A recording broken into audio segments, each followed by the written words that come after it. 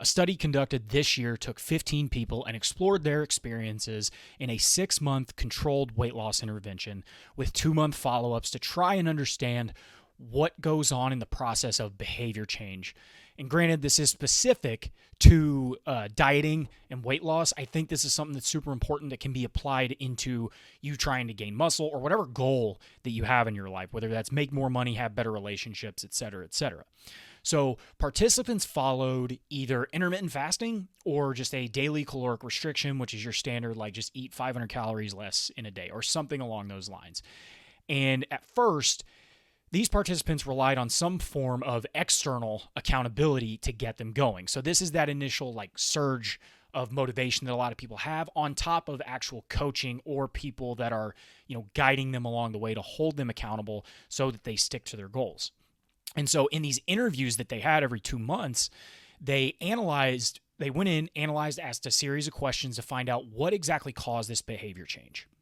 And what they found was that behavior actually was the first part. And then these participants ended up feeling more motivated after they had changed the behavior, not what we typically think, which is motivation, then behavior change.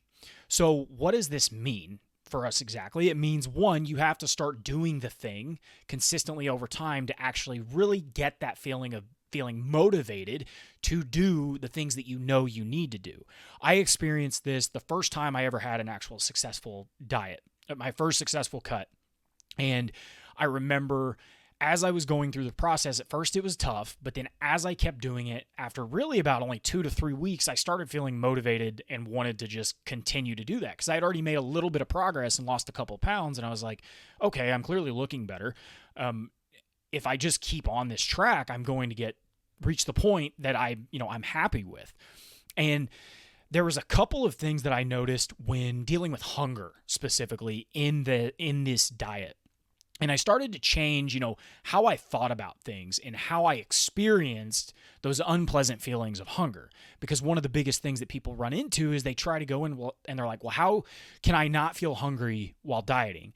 And it's like, well, truth is you're going to, because you're eating less than what your body is wanting. So it's going to send signals like, hey, I'm hungry, you should feed me, because your body always wants to stay at a balance. It doesn't really want to go too high. It doesn't want to go too low. It's always seeking homeostasis. And whenever I got to thinking about this, I was like, okay, well, what exactly happens in the brain, and what are all of the things that actually goes on that causes, us to do things that maybe are against our best interest? And it led me down this path, and I ended up coming across this video from Dr. K at Healthy Gamer GG. Highly recommend going and looking at his YouTube channel. So everything I'm going to talk about in this video, a lot of it's from him, and a lot of it's from my own experience and how I understand things. So I think if you can have a better understanding of what goes on in your head and how you experience these, this lack of motivation, and if you can understand that by actually wanting to be motivated, you're still acting in that pleasure-seeking behavior that you're trying so hard to avoid.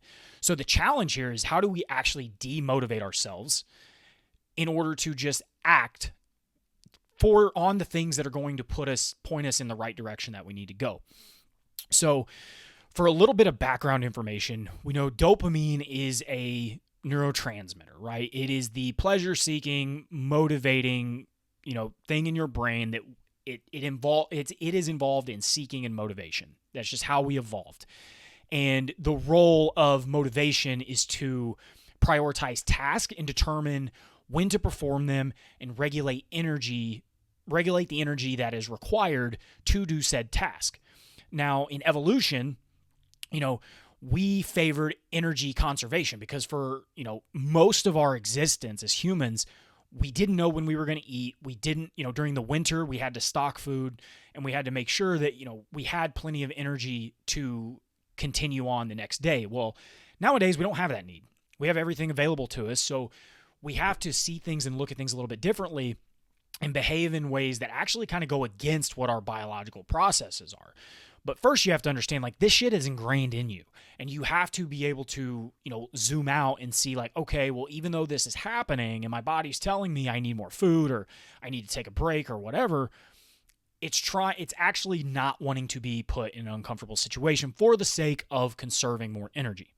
And so when we have a big goal, our brain's perceived energy requirement for those large goals can a lot of times be overestimated, because we think that we have to like do all of this big stuff up front and all of this stuff in one day in order to get there. And I know for me, that's been my biggest problem my entire life, is I will think like I have to go so hard, and if I don't grind my face off 24/7, I'm not going to get there. I have to be perfect. I have to be completely like on the money with everything, or else I'm not going to hit my goal.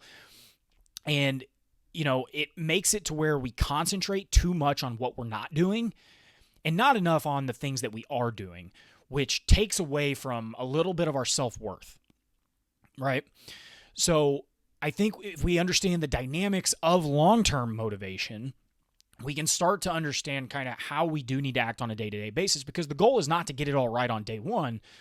The goal is to have it all right, year, 2, 3 years down the road, and slowly build up to that and slowly build up that momentum, so it makes it easier for us in the long run to just do the things, and then it becomes second nature. So we often think of like motivation and excitement as what we are after, right? Like that's what we think we should feel like when we do things. Like if we don't feel motivated to do something, then there's something wrong with us, and I guess we don't have the passion for it, which is complete bullshit. You don't have to have a passion for something to be good at it, right? Like I'm in sales. I don't love it, but I'm decent. I'm pretty decent at it. And I just go in every day and do the same things over and over. And I've gotten a very desirable result that a lot of people would want. But long-term motivation doesn't stem solely from excitement, because excitement fades over time. Excitement is what like novelty brings us. And when something's not as novel anymore, all of a sudden we kind of start to lose interest in it. And then because of that, we think, oh, we must not be passionate about it. Therefore, what's the point of even doing said thing that we're trying to do? And because it's fading, that excitement fades, we tend to go back into old patterns without even realizing it. The amount of times this has happened to me is ridiculous, and I guarantee it's happened to most people. But if you can just understand that, like, when excitement fades, you're going to fall back into old patterns that can prevent you from actually falling into those old patterns. So searching for excitement and passion is not ideal, and that's why I personally hate the term of find your passion, because your passion can be developed over time, but I think passion is not excitement. Passion is just a consistent thought that you have in your head about something that you want to accomplish, regardless of how you feel. So it's much more of a value than an actual like tangible feeling that we have. And so how do we overcome this need for excitement? I've done it in like bodybuilding and my own personal like fitness journey, powerlifting, and you have to recognize that mistakes are part of the process that can sustain motivation. Because when we get super excited and we fuck something up, we all of a sudden think it's not worth doing, and we feel really bad about ourselves, right?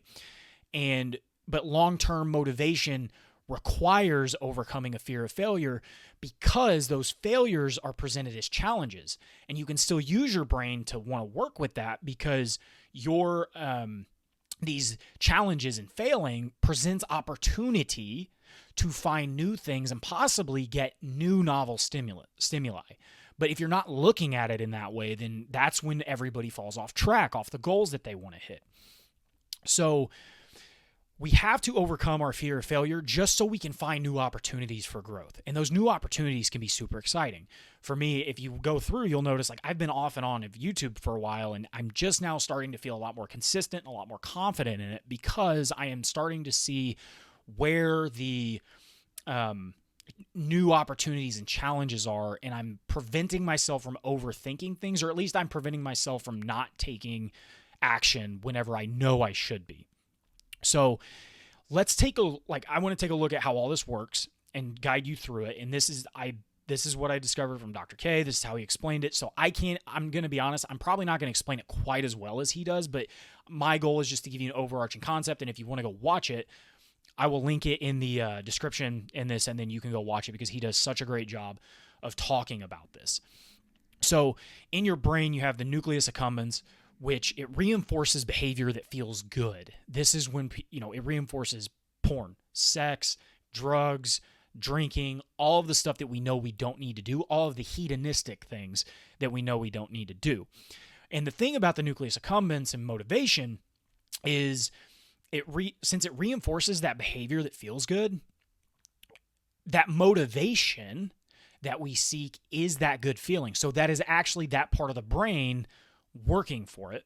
And that part of the brain is attuned to pain avoidance, right? So even though you're motivated and it might be something good for you, that motivation is still pleasure seeking and pain avoiding, if you really think about it. Because in the moment you feel good about it, but the moment you start not feeling good about it, you don't want to do it anymore. But that's exactly the point. It is avoiding the challenges and the frustration that we don't want to feel. But you have to feel those things in order to actually move forward to the goals that you have. And so you've probably heard of the hedonic treadmill or hedonism, and that is what this comes from. And so there's this other part of the brain called the insula, which is what deals with what's called eudaimonics, which is more or less, it's more of the wholesome things. It's the long-term motivation that we look for. It's the values, the principles, the going through hard things and being more overall content with life. Like if you think about somebody that you know that might be really successful, or just at least like happy and fulfilled, they generally are pretty go with the flow people. Like if you ask them to go do something, like, yeah, sure, man, I don't have a whole hell of a lot else to do. Like I'm down for it.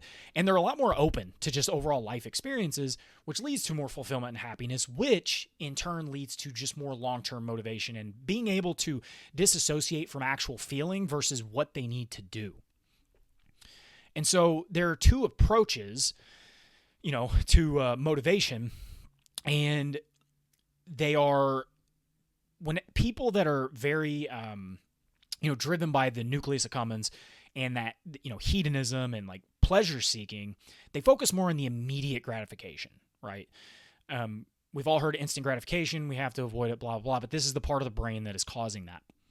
And if you look at people that are highly eudaimonic or people that, are just generally more fulfilled and content in life, they have a strong orientation around the insula, which is easy, makes it easier to adapt to challenges, as well as just generally having a good sense of well-being. And so that part of the brain, has a role in boosting serotonin, which can be beneficial for managing depression and anxiety and showing the importance of how these neurotransmitters are effective in like mood regulation, which is ultimately what you're after whenever it comes to trying to limit the amount of motivation you have so you can do things long term. It's just regulating your emotions and regulating your mood. And if you can do that, then you will start to be able to act in ways accordance to the goals that you have rather than how you feel in the moment. Because every motivational problem that people have are all just emotional problems. So if you go back down to the root, you'll understand that motivation is an emotion. So like when you don't want to go to the gym or you don't want to follow your diet, it's because you don't feel like it, right? So how do we start to shift from this instant gratification, very motivated, sense of self to a more content, fulfilled, not needing motivation, but still working, consistently daily towards the goals that we have? And the first is when you can start to recognize that there is a link between seeking good things out of motivation and avoiding pain. That is the number one crucial piece. Because if you can act despite being motivated about it, you're also acting in a way towards pain. And acting towards pain is what causes growth. And it's what causes you to become a better person, build more character, do things that you should do in order to, put your life into a better position than what it's currently in. And you have to be able to detach yourself from pleasure, but not necessarily, this doesn't mean stay abstinent. So back to the dieting example for me, I didn't try to avoid pain, right? But I didn't cut all of the foods that I enjoyed out of my diet. Rather, what I did is whenever I was, say, eating pizza, right? And I know I shouldn't have been eating pizza, but I was just so hungry and I was like, this one time, or, I'll get back on track tomorrow. While I was eating, I would sit there And I would think to myself, is this really bringing me that much happiness? Is this really that pleasurable? Or if I completely cut it out, would I still be okay? And most of the benefit, or the things that you want to find out when you're doing this is you'll realize that when you're eating the things that you think are giving you all this pleasure, they really don't. They don't really add anything to your life that makes it more fulfilling. And on the other side, if you take the chance to notice like, hey, I'm really hungry right now. I've been dieting down pretty hard, but I'm really tempted to eat those cookies or that pizza or whatever's in the pantry that I know is going to set me off track. If you just sit with it for a second and think like, if I don't eat that, is my life actually going to get worse? Or is this just something my brain's trying to tell me? And so what I did is I started associating hunger with fat loss. And what I noticed is like after about 10 to 20 minutes of just like not eating whenever my brain was telling me I should eat, the want to just kind of went away.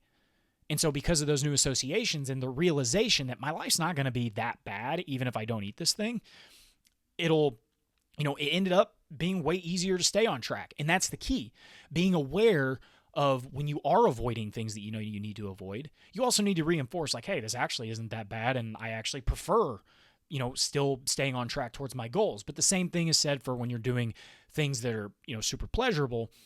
And like, if you do have, say a problem with drinking, next time you drink or next time you watch, you get on the hub, just sit there and think like, do I really feel better about this? Like, is this really adding anything to my life? And what you'll start to notice is it really doesn't. And it's going to set you up to where you can start making better decisions because your relation to the thing is less about impulsivity and less about pleasure and more about what is going to get me closer to the goal that I actually want. And what you have to understand is like when you're stressed out, that part of your brain, the nucleus accumbens that is very pleasure seeking and pain avoiding, that's when it's kicked into overdrive. So if you can, just by understanding this, you're going to know exactly what's going on. And when you understand what's going on, you're going to be able to handle those things better and those situations better. And you're going to set yourself up for much better success. And you're actually going to be able to overcome that because you know what's going on. And when you know what's going on, everything seems more clear. And clarity is ultimately what you're after in these situations because that clarity is what provides the clear roadmap that you need to take, which makes it easier to act against the things that, the animalistic side of you actually wants. So by organizing your thoughts in this way and understanding that motivation is actually not what you're actually after a sense of just like contentment, like just, it is what it is. I just still want to work towards this goal. You're going to set yourself up better in the long run. And so that's really what I wanted to hit on this video. If it helped you in any way, please leave a comment. Ask me any other questions you might have. I might not have the answer, but I can point you in a direction that somebody will have that answer. So in the meantime, thank you. Feel free to reach out if you need anything else. So until next time, thanks.